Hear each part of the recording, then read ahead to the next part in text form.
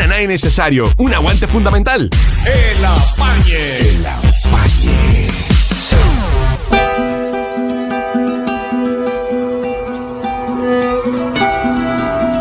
11 de la mañana con 25, aquí en el Apañe de la nuestra radio streaming. Y ya estamos con la característica inconfundible de The Last of Us. Y la característica nos lleva a tomar contacto con ella, con la única, la incomparable, la que tiene el mejor setup que hemos tenido de cualquier panelista entrevistado o entrevistada. El mejor fondo para ella, señoras y señores, Ángela Díaz, la negra cesante. Hola. ¿Cómo estáis, querida? Bien. Estoy con polera de Pedrito hoy día porque volvió Pedro. Volvió Pedro. Por favor, ahí, dale, ahí está, claro. Está con Paul Mescal. Oh. Es una foto promocional de Gladiador, pero como ayer volvió Pedro y vimos este pedacito de flashback al final del capítulo, dije ya, papá está en casa, hay que ponerse la polera de Pedro. Mira, buena. Oye, y vamos a partir haciendo esta mirada, este review al capítulo de ayer de The Last of Us, y que ya tú al tiro nos marcáis dónde está el atractivo, al menos para el mejor país de Chile. Sí. Lo que pasa es que los fans estaban muy pendientes, porque también sucede en el videojuego, de unos flashbacks largos que tenían que ver con la historia de Ellie y Joel, y no sabían cuándo se venían, y en este capítulo no fue. De hecho, al inicio aparece solo el nombre de Bella Ramsey, después de Diego y Isabela y el resto de los protagonistas, pero en los segundos finales vemos un pequeño mini flashback donde Joel, Pedrito Pascal, abre la puerta y le dice hi Kido, que es como hola niña, hola niño, como le decía él como cariñosamente a Ellie, y ella se da vuelta y le dice hi. Y ahí cierra el capítulo y toda la gente gritando histérica. Locura, y obviamente sí, venía, de hecho HBO subió un video donde estaban como puras escenas de otras series festejando, "It's back", decían.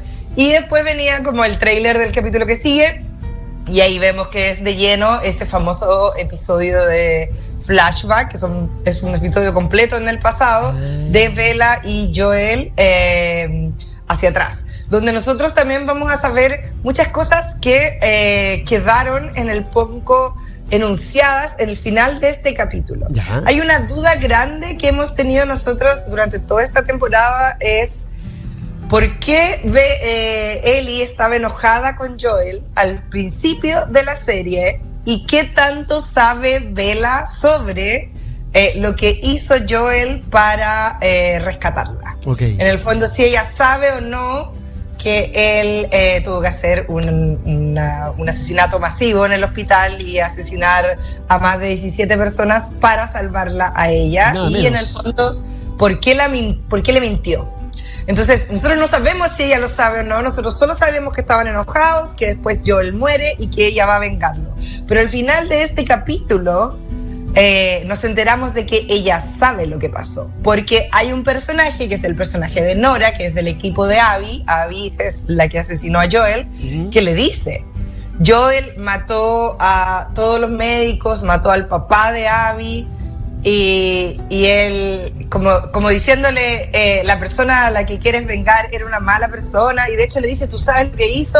Y al tiro Ellie le dice, no me importa dónde está Abby, y cuando ella le cuenta, Ellie la mira y le dice, ay no, yo sé. Y esa cara de yo sé, pero no me importa, igual estoy acá vengando el asesinato de mi padre, es justo lo que corta antes de ir a este flashback donde vemos entrar a Joel. Entonces sabemos que ahora vamos a conocer en el capítulo siguiente qué pasó, qué hablaron esa noche en esa conversación que no vimos, y cómo finalmente Ellie se enteró de la mentira de Joel, porque nosotros vimos al final de la primera temporada que ella despertó después de que la tenían inconsciente y que él le mintió diciéndole que habían llegado saqueadores y que había más gente inmune y que ella no era la cura, pero no sabemos cómo averiguó que efectivamente eso era mentira y que Joel asesinó a todas estas personas para salvarla a ella. O sea que hay harto como de ir entendiendo y a través de estos flashbacks, también conociendo otras caras de la historia. Absolutamente. Lo que pasa es que la serie ha ido contando en otros tiempos narrativos la historia, okay. Entonces nosotros teníamos eso suspendido, que recién ahora en el capítulo 5 se descubre, no, efectivamente ella sabe lo que pasó y sabemos que de alguna forma eso implica que hay una conversación que no hemos visto y hay un momento donde ella tuvo que enfrentar a Joel o se pusieron en la buena o se pelearon, pero vamos a ver esa conversación y eso tiene muy expectante a todo el mundo, pero también abre un tema muy complejo, que es el final de este capítulo termina en un lado bien oscuro para el personaje de Ellie. Si bien ella ha dicho que quiere ir a matar a la asesina de Joel, la vemos tomar el mismo camino de Joel. Es casi como que hubiera un espejo. La serie usa mucho esto de los espejos narrativos, donde ella, en vez de ir detrás de Dina y de Jesse, que más encima Dina está herida, que es su pareja, va detrás de una de las mujeres que estaba en el equipo que torturó y asesinó a Joel. Y cuando toma esa decisión, elige en el fondo su ira, y cuando finalmente se encuentra con ella, dispuesta a saber dónde está Abby, cuando ella no le dice, agarra un tubo y la empieza a golpear, tal cual como Abby golpeó a Joel. Ella abraza ese lado oscuro, abraza esa violencia y ese sentido también como de su propia moral que también tenía Joel. Entonces vemos el ingreso a esta Ellie mucho más vengativa y más ofuscada por todo lo que implica el dolor de la pérdida de Joel, que es doloroso igual porque uno sabe el camino en el que va, pero uno ya la había visto súpermente enamorada en el capítulo anterior, la vimos tener esos momentos de felicidad. Sí, ella sigue obsesionada con encontrar a la asesina de su padre, pero ahora la vemos de verdad dejar todo de lado por ir detrás, y eso incluye un poco su humanidad, porque si bien la mujer a la que está golpeando es súper agresiva con ella y le dice, tu papá, como en el fondo Joel recibió lo que merecía, eso no justifica el nivel de agresión y tortura que le hace al final de este capítulo. Oye, ¿y entonces aquí se revela una faceta no vista antes? No, claro, absolutamente. No habíamos visto a Ellie en esa faceta. La habíamos visto asesinando infectados, la habíamos visto defendiendo a los que ama, la habíamos visto poniendo su brazo para que lo mordieran con tal de salvar a Dina, pero eso es muy distinto a verla ejercer violencia física para obtener información de otro ser humano que no está infectado. Sí. Eso implica una pérdida de humanidad sumamente grande, que también vimos pasar a Joel en algún momento en la primera temporada, cuando de hecho tortura a un par de tipos para saber dónde está Ellie. Wow. Entonces es un mismo camino igual. Sí.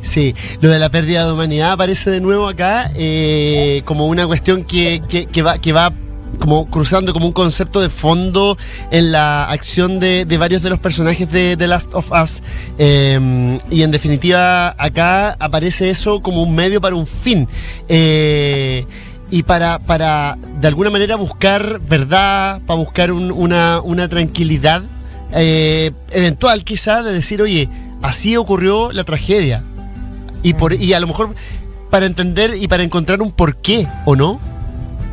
Lo que pasa es que el tema es que si uno antepone como esta violencia sobre otro ser humano con el fin de obtener información o como encontrar de alguna forma justicia, es el gran problema de las sofás, porque eso no es justicia, eso es venganza y son conceptos absolutamente distintos. Claro. Y finalmente en una sociedad como establecida con reglas, por algo existe la Convención de Ginebra y se castigan las torturas a otros seres humanos, y eso ha desaparecido desde los Lobos, el grupo de Seattle con los Serafitas. Hablábamos la semana pasada de cómo el personaje de Isaac tortura a uno de estos miembros del grupo religioso con un sartén hirviendo, y ha desaparecido también absolutamente, o no sé si nunca estuvo, en los Serafitas, que los vimos en este capítulo. Habíamos visto los muertos que ellos dejan, que eran esta gente colgada y como que les habían abierto los intestinos, pero ahora los vimos efectivamente colgar a alguien que está rogando para que lo dejen ir y diciendo me paso para el lado de ustedes, yo tengo información, tratando de negociar para salvar su vida, y tomar una hoz y abrirle el pecho entero hasta el estómago y destriparse. Lo vimos. Claro. Entonces vemos cómo en el fondo cada grupo justifica el uso de la violencia sobre este otro, este enemigo. Sí. Pero no habíamos visto a Ellie hacerlo. Es la primera vez que vemos a nuestra protagonista, que es una chica de 19 años, hacerlo. Y el tema es, ¿qué va a pasar con eso? Porque terminamos el capítulo donde ella está golpeando a Nora y le está insistiendo de forma ya absolutamente como pegada, ¿dónde está Abby? ¿Dónde está Abby? ¿Dónde está Abby? Y nos vamos a este flashback. Creo que es aún más doloroso cuando veamos qué pasó con eso. Si ella después de eso queda afectada por lo que hizo o de verdad siente que esto está bien, que es justificado y sigue con su vida. Eso es aún más terrible. Claro. Porque te pierdes absolutamente una parte de ti. Sí, estaba pensando como en el hecho de que ella finalmente cruza una frontera que no había cruzado hasta acá, y eso inevitablemente te cambia como persona o te deja alguna huella. Entonces, ¿en qué medida después estás dispuesta a volver a ese acto? ¿Bajo qué circunstancia lo aplicas a partir de este punto como una práctica habitual? ¿O lo dejas reservado para un momento extremo? Son como preguntas que aparecen en torno a un personaje que nos muestra entonces en este último capítulo estrenado ayer en Max una faceta que ya lo dices tú, que no le habíamos visto, y por lo tanto, claro, es interesante cómo queda la pregunta en el aire. ¿Qué va a pasar con ella a partir de ahora después de haber hecho lo que hizo? Claro, porque hay un montón de gente que, sobre todo chilenos, que están muy enojados por la muerte de Joel. Y es como, venganza, vendetta, como exijo venganza. Y es, sí, Ellie, muélelos en el suelo, golpéala hasta el final. Haz lo tuyo, Ellie. Haz lo tuyo. Yo entiendo como el concepto, pero creo que es perder de vista como la serie es una historia como en el fondo de violencia post el apocalipsis, pero es una búsqueda de redención imposible. Del fondo, en ese sentido es una tragedia, porque es una búsqueda de redención imposible. Así como Joel trataba de mantener viva a Ellie porque habían matado a su hija, pero perdía también la noción del fin justifica los medios, el hecho de que Ellie tome el mismo camino de Joel no va a traer a Joel de vuelta. No va a revivir a la persona que falleció. Solo va a perder una parte de ella misma en ese proceso. Sí. Y es algo que, por ejemplo, el hermano de Joel en la serie entiende y que se lo dice. Porque Ellie le dice, tenemos que ir a buscar a estos tipos. Joel habría ido, y le dice, Joel habría ido si te hubieran tenido prisionera, a ti, a mí, a cualquiera de nosotros, pero no a matarlos porque te mataron. En el fondo es, no quiero que tú sigas ese camino, porque ese camino es un camino que no va a tener satisfacción. Puedes matar a todos los que mataron a la persona que amas, pero la persona que amas no regresa. Y te conviertes en uno de ellos igual. Te conviertes en uno de ellos. Claro. Te conviertes en un monstruo, sí. Claro. Oye, ¿cómo ves lo de los flashbacks? ¿Vamos a poder seguir viendo a Pedro Pascal en la serie, no? El capítulo, me lo permito decirlo porque está en el avance del tráiler. Esto es toda la historia de ellos dos, así que es un capítulo donde va a estar constantemente el que sigue. Recordemos, y vale la pena decirlo nuevamente, que esto dejamos de decirlo y lo olvidamos, pero estamos hablando con una de las pocas personas que tuvo acceso anticipado a la temporada de The Last of Us. Pero yo no digo nada, Tiene información privilegiada. Ella, acá al otro lado, ella. No lo adelanto, pero persíganla. no lo podía decir. La gente me preguntaba, vuelve Pedro, y yo decía, bueno, pero existe el flashback en la serie, pero no había dicho que venía un capítulo de flashback, pero ahora vi el avance de cuando termina el capítulo, hay el avance del capítulo siguiente y después viene el making of.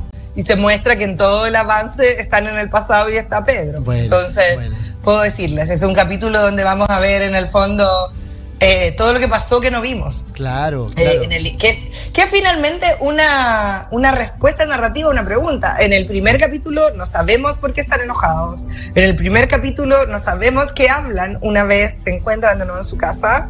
Pero en el segundo ella habla de que habló o que vieron y sabemos que la guitarra que estaba él después estaba en su pieza. Entonces eso quedó suspendido. Durante todos estos capítulos nosotros no sabíamos si Ellie quería ir a vengar a Joel sin saber que él había matado a toda esta gente para salvarla o sabiéndolo.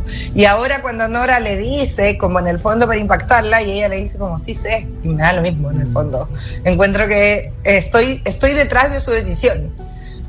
Y que finalmente es una decisión que también es súper moral, porque la actitud de Nora es como, él mató a la única persona que podía encontrar una cura y salvarnos a todos, pero no piensa esa cura era asesinándome a mí, a la persona que te está amenazando, claro, que es una niña, y que finalmente tampoco él tenía la certeza de que esa iba a ser una cura, y por lo demás ella no había dado el consentimiento para eso, y ese es como el gran tema, porque yo entiendo la discusión que es salvar una persona o salvar a la humanidad. Y de hecho yo siento que la misma Ellie como personaje habría estado dispuesta a dar su vida en sacrificio para tratar de salvar a la humanidad por su tipo de personalidad. Pero ella primero era menor de edad cuando esto pasó, ella ahora tiene 19, pero ella tenía 14, y porque han pasado más de 5 años, y lo demás es, a ella no le preguntaron, a ella la drogaron y la iban a operar. Ella le dijeron que su sangre servía, pero no le dijeron que le iban a abrir la cabeza y la iban a meterse en su cerebro. Claro. Entonces, hay un acto que los personajes de Salt Lake, Nora, Abby, dicen como, en el fondo, Joel fue egoísta y salvó a una persona en vez de salvar el mundo, pero ustedes hicieron algo que no es legal. Es como decir, yo voy por la calle y le saco los órganos a alguien para salvar a otra persona, sí, no funciona así. No, pues no, claro. Entonces, yo entiendo que se cayeron las reglas de cómo funcionan las cosas, pero claramente Ellie puede decir, yo no di mi consentimiento, ustedes no me preguntaron, y en el fondo yo también era una niña. Así que ahí está esa disputa donde pone cara absolutamente de póker y le dice como, yo sabía, yo sé, I know. Y lo dice con una... Siento que Bella Ramsey está tan bien acá porque... no sé si hay un efecto que lograron la gente de la serie, que es que en algún momento está todo apagado y ella enciende una luz y se ve todo rojo. Okay. Entonces sus ojos se ven como casi que estuvieran llenos como de negro. Wow. Y se ve absolutamente como enfocada en la venganza de esa otra persona. Entonces está muy bien, y si bien es una escena difícil de ver, es una escena que nos muestra un poco en quién se va a convertir Ellie de aquí hacia el resto de la historia. Claro. Que tiene también, a mí, yo como que trato de no leer muchos comentarios de como la gente online, que no sea la gente que me habla directamente, evidentemente, porque sé que hay mucha gente que habla del videojuego, y es que en el videojuego, es que en el videojuego era así, que en el videojuego así, y es como, si quieres ver el videojuego, ve el gameplay del videojuego, eso está. Esta es una serie que va a desarrollar los personajes en otros tiempos, más encima siempre como que hay gente que sigue enojada porque querían a no sé qué actriz para ese papel y no les gusta no les gusta este otro, pero a lo largo de la serie, donde están involucrados los mismos guionistas del videojuego, son los creadores y están involucrados en el guión de la serie, han ido armando todo de cierta manera para que se desarrollen exactamente los cambios emocionales, narrativos y dramáticos que pasan en el videojuego. De hecho, esta escena con Nora y la tortura es parte del videojuego, pero es en otros tiempos, porque en el otro tiempo tú estás jugando, matando gente y tenés minutos de diálogos, entonces es mucho más rápido. Hay gente que decía, es que antes era más rápido, por supuesto, porque es otro formato. Claro. Y acá también es más realista, y yo me fijo en esas cosas. Por ejemplo, en el videojuego a Ellie le llegaba la flecha de los serafitas, y acá hicieron que le llegara a Dina.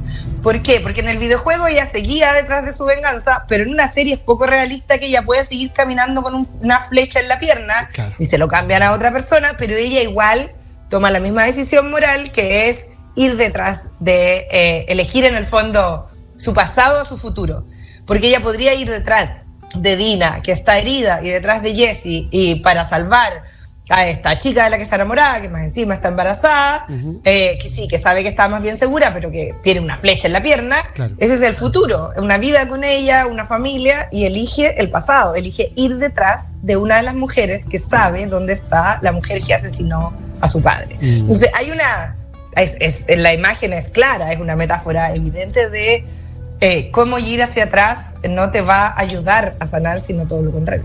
Oye, Ángela, a propósito de lo que tú me mencionas de los comentarios de la gente, que bueno, debe haber de todo, ¿no? Muchas personas que vienen del videojuego a ver la serie y otras que, bueno, aparecen como recibiendo la serie como la primera entrega de toda esta historia. Estoy como pensando en esas películas que resultan de adaptaciones de un libro, por ejemplo, donde también siempre el lector ve que en la película no está, no sé, ¿cómo decirlo? Fielmente retratada cada coma del libro, ¿no? Bueno, y es un poco lo que pasa acá con el videojuego. Y claro, tú lo dices, son formatos distintos. ¿En qué medida crees tú, o en qué punto situarías tú a lo mejor la receptividad de esos fanáticos del videojuego que están viendo la serie? ¿Crees que la están recibiendo bien? ¿Crees que el hecho de que estén los creadores del videojuego en el equipo supervisando de alguna manera toda la realización de la serie es garantía para que los seguidores del videojuego se vean satisfechos con la serie? ¿O dirías que ahí hay una cuestión no resuelta? Yo creo que es un tema bien complejo porque no quiero para nada ser reduccionista o generalizar con el mundo de los gamers. Yo jugué este videojuego, pero no me considero una persona gamer.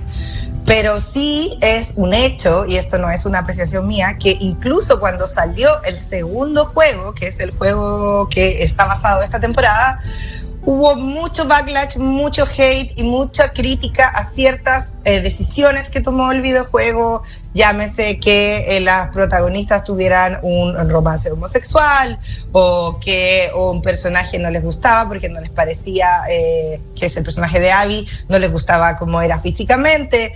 Y hubo incluso campañas de acoso contra la actriz que hacía del personaje del videojuego de Abby. Y es como no entendimiento de los límites de la ficción y de la creación, porque finalmente si son los mismos creadores del juego 1 y la historia ellos la hacen para allá y a ti no te gusta y te parece que tú no lo habrías hecho distinto, puedes no jugarlo o crear tu propio videojuego, pero esa es la propuesta de los creadores del videojuego. Y en ese sentido sabíamos que era un público complicado, porque ya con el videojuego en la segunda entrega había sido un público complejo, con mucha como rabia, odio, hate y como conductas que no deberían ser bajo ningún tipo de perspectiva. Y en esta versión televisiva está presente dos tipos de molestia. El que quiere que sea todo exactamente igual y que de verdad es como no entenderlo. Cuando veías el videojuego no le gustaba Abby porque no le gustaba físicamente, que no era femenina y tenía un cuerpo demasiado musculoso. Ahora cuando salió la actriz que hace de Abby es que no es suficiente musculosa porque la del juego lo era, y es como decídete cuál de los dos quieres, y están constantemente como comparando. No, es que en el videojuego pasaba de esta forma. Y ahí yo creo que es lo mismo que pasa con los libros, como decías tú, que es como lo que pasa es que en el libro, y son dos formatos distintos. Claro. Hay versiones de adaptaciones literarias cuyas películas son incluso mejores que la adaptación literaria, y hay otras donde eso no sucede. De hecho, la película Jurassic Park es mucho mejor que el libro Jurassic Park, porque tiene Steven Spielberg adaptando la novela, y es impresionante que es mucho mejor porque genera todo un universo más grande. Hay un montón de otros casos, como las adaptaciones de David Fincher, de Gone Girl, por ejemplo, donde el libro era bueno, pero la adaptación cinematográfica genera un mundo absolutamente más fantástico. Claro. Y hay otras donde claramente el libro es mejor. Por ejemplo, me gusta mucho Stephen King, y cuesta mucho una adaptación buena de Stephen King, porque como tiene fantasía, suelen desarmarse esas películas. Y es un desafío, pero lo logra, no sé, Carrie es una buena adaptación, pero claro, está Brian De Palma, o de Shining, aunque no le gustaba Stephen King, porque la adapta Stanley Kubrick, pero hay otras adaptaciones horrendas de Stephen King. Entonces todo depende del autor que esté detrás. Sí. Yo creo que si uno quiere que sea exactamente igual, uno lee el libro o juega el juego. Claro. Uno debería estar dispuesto como a ver esta propuesta y cómo te amplían esta historia. Claro, y en el caso de Last of Us, como los creadores están en el guión, te juro que es impresionante cómo han mejorado un montón de cosas en la forma como se va entregando la historia para que tenga como un interés narrativo, aunque mucha gente diga arruinaron, ya, whatever, no van a estar nunca contentos, pero el punto es el detalle de lograr hacer que emocionalmente los personajes pasen por eso y sea de interés para todo, para el que jugó o para el que no jugó. E incluso detalles. Por ejemplo, en este capítulo entraba en una parte de un como teatro donde están ellos y yo me fijé que la alfombra, porque tengo muy memoria fotográfica, es exactamente la misma alfombra que salía en el videojuego y dije, hasta en ese detalle. Como en el fondo están muy preocupados de rendirle homenaje a el juego original. Pero también hay ya en el fondo, más que al juego, es como al material original, porque están muy orgullosos de ese material. Pero hay un montón de cosas que funcionan mejor. Por ejemplo, en el videojuego existía esta amenaza, que es algo muy importante que pasa en este capítulo, de las esporas. Pero existía siempre, que es que este virus genera estas esporas, entonces está contaminado el aire y cualquiera que lo respire se va a transformar en un infectado. Ajá. Entonces muchas veces tú en el videojuego tenías que ocupar máscara para respirar en ciertos lugares porque habían esporas. Cinematográficamente, tener a actores con máscara constantemente funciona muy difícil. Lo vimos en El Eternauta. Funciona muy difícil porque cuesta mucho escuchar los diálogos, sí, y porque no ves tampoco tanto las reacciones. Entonces, algo que vas a ocupar, pero que vas a tener que mediar con intermedios donde no estés ocupando máscaras. Entonces, ellos hicieron un cambio y en la serie se centraron, por ejemplo, en esto que de algún lado está el virus, o sea, está el hongo que puede comunicarse con otros lados para avisar, pero no sacaron los de las esporas hasta este capítulo. Y en este capítulo aparecieron las esporas. ¿Y de qué forma? De una forma, yo creo, brillante. El capítulo partió con un flashback, hemos partido bastante con flashback en estos capítulos, donde vemos a alguien que habíamos visto en el capítulo anterior, ahora convertida en oficial, caminando frente a una puerta que está sellada. Y está sellada como si hubiera sido soldada, como con un montón de cosas, y está sellado. Y se ve como unos soldados que están como con actitud desafiante y ella va muy enojada y entra a hablar con otra oficial que está fumando y que se le ve muy afectada y la viene de alguna forma a retar porque mató a un grupo de soldados. Y le dice, estamos en guerra con los serafitas, no podemos como de alguna forma perder a unidades completas. Claro. Que tomaste esta decisión, ¿por qué los asesinaste? Como, ¿qué te llevó a matar a toda esta gente? Y ella, que está fumando, le muestra un plano y le dice que mandó a un grupo a inspeccionar unos subterráneos en el hospital donde ellos están. Y que en el primero no había nada, pero que en el segundo habían la llamaron por radio y le dijeron que tenían dificultades para respirar. Claro. Y los mismos soldados le dijeron, está en el aire, sellen todo. Y ella tomó esa decisión de sellar este lugar y dejarlos adentro para que las esporas no salieran, porque claramente si ellos no estaban infectados, no estaban en el aire acondicionado, cosas de ventilación. Y ella toma esa decisión y en el fondo mueren todos al quedar encerrado ahí. Y lo heavy es que ella le dice, estaba León ahí. Y la cara de la que la venía como a putear cambia y toma un cigarro. Y le dice, lo mandé porque era el mejor. Y uno como espectador dice, ¿quién es León? Era el hermano, era el marido. Y después de que ella se va y le dice, está bien, hiciste lo correcto, esto lo vamos a manejar entre pocos para que nadie sepa. Y cuando llega a la puerta le dice, lamento lo de tu hijo. Y sabemos que esta mujer, en el fondo, cerró este acceso con su hijo adentro. Y que es un espejo muy opuesto a la decisión de Joel, que salva a su hija y asesina a un montón de personas y se lleva en el fondo una posibilidad de una cura, a esta mujer que sella un lugar donde encierra a su hijo para siempre con estas esporas por salvarlos a todos.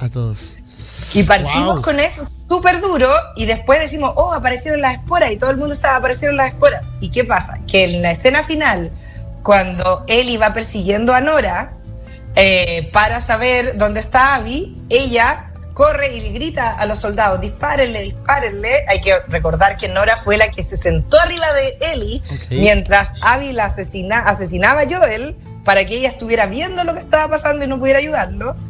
Y ella toma una decisión y se mete en un ascensor y ese ascensor cae hacia donde están esas esporas. Wow.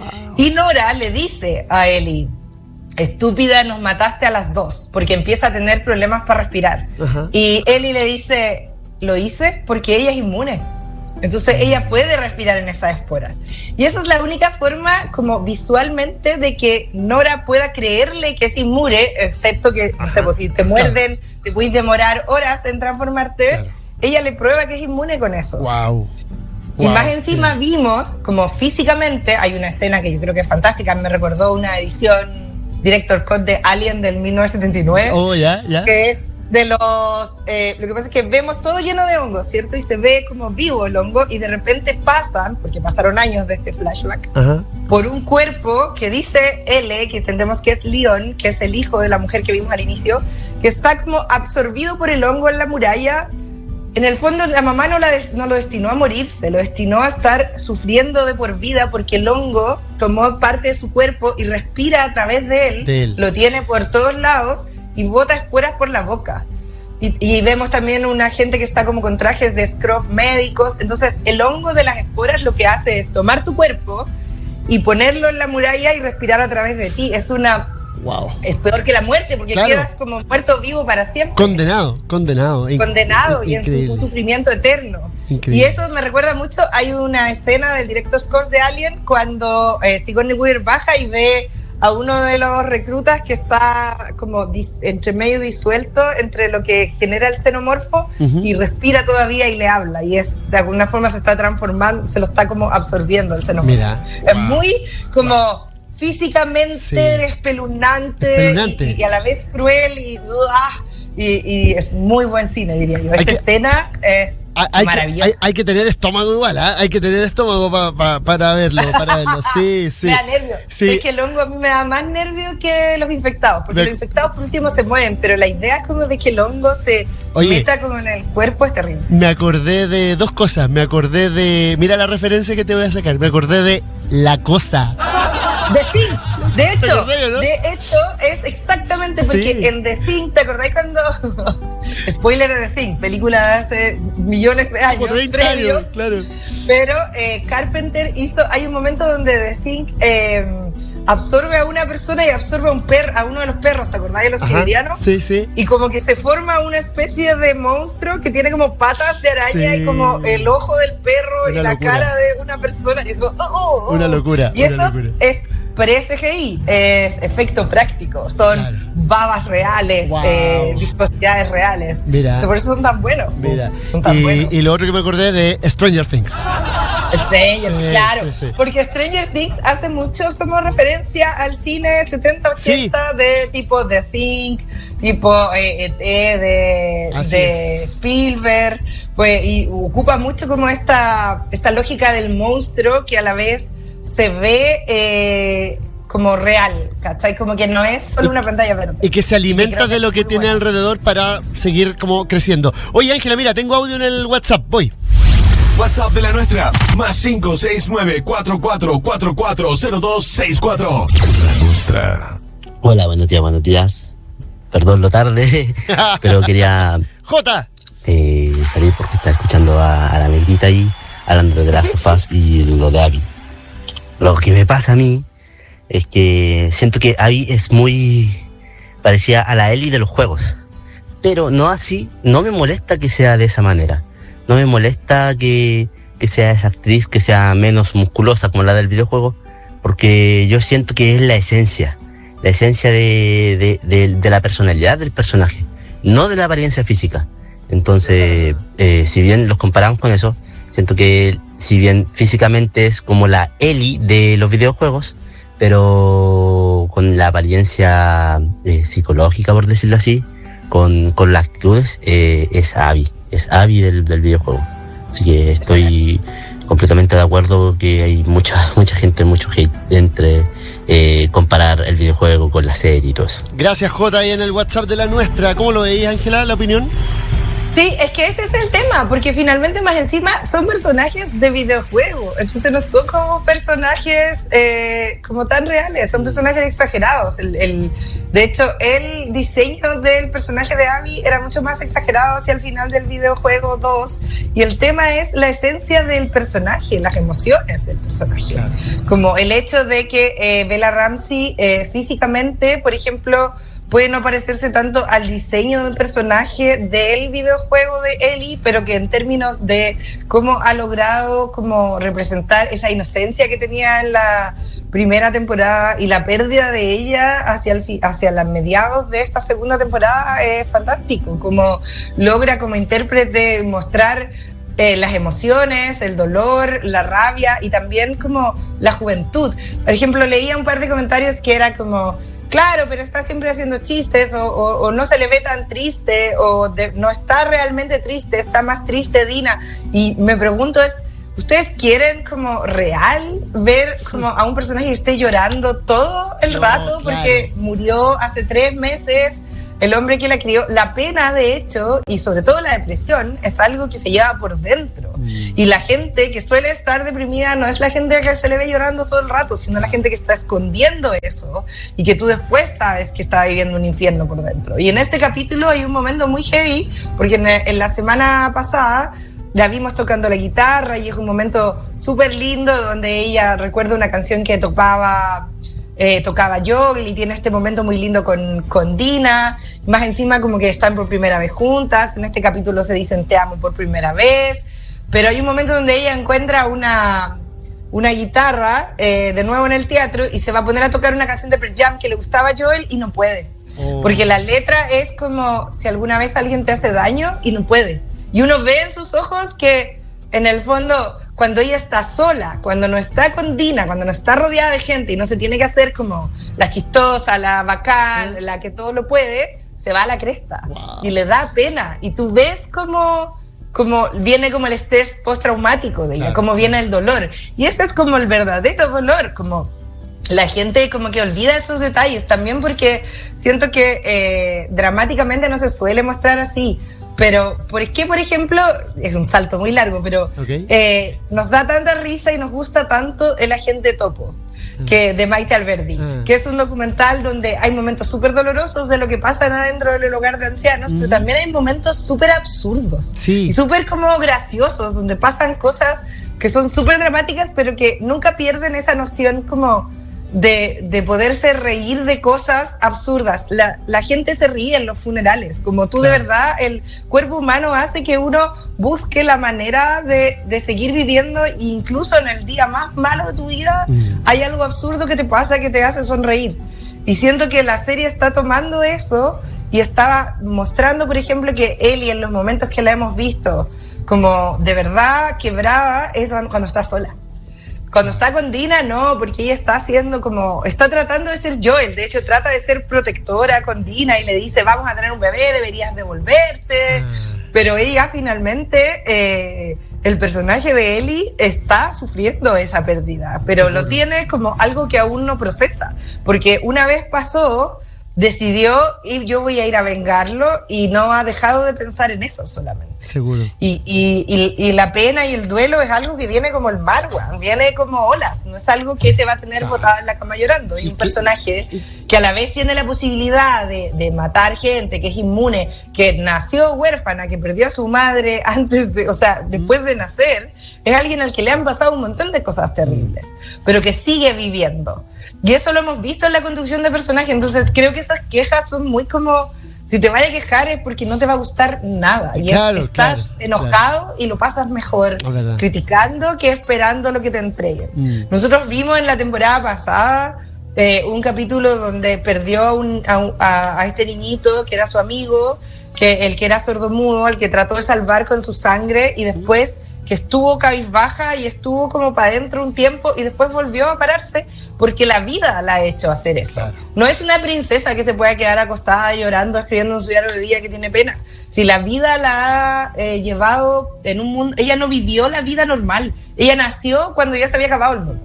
Entonces tiene otro tipo de manera de enfrentar también el dolor. Ahora, claramente esta pérdida, la de Joel, es terrible para ella, porque finalmente ella ha perdido a todos los que quiere y no lo acepta.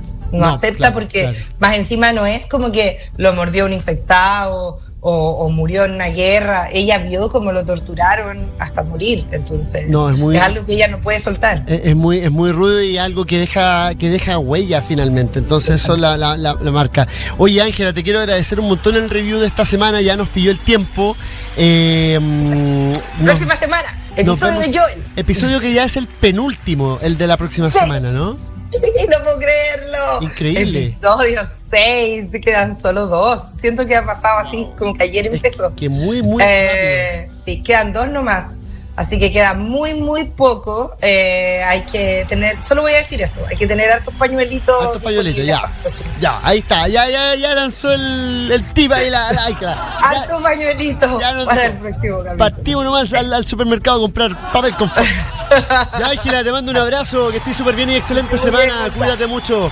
Nos escuchamos. Suerte, chao. Review de The Last of Us, siempre aquí en la nuestra.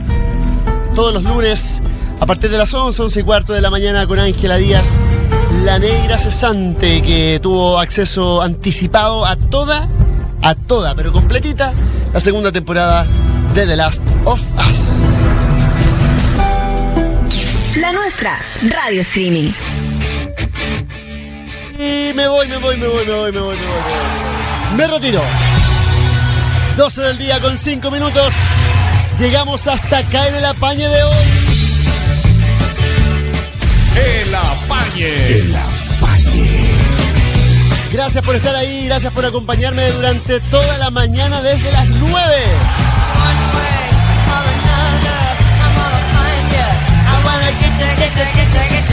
Me voy con mi canción que energiza mi semana. Esta es electa por mí, la canción que me impulsa en el día lunes. No sería lo mismo sin esta canción, el arranque del día lunes y de la semana. Gracias por estar ahí, gracias a los que estuvieron en el WhatsApp de la nuestra, el 44440264. Sigan ahí porque ya viene Tomás Melibilú, ya viene Rodrigo Gallina con el show del mediodía. ¿Qué querís que te diga? Soy Gonzalo Araya, nos vemos mañana a las 9. Chao.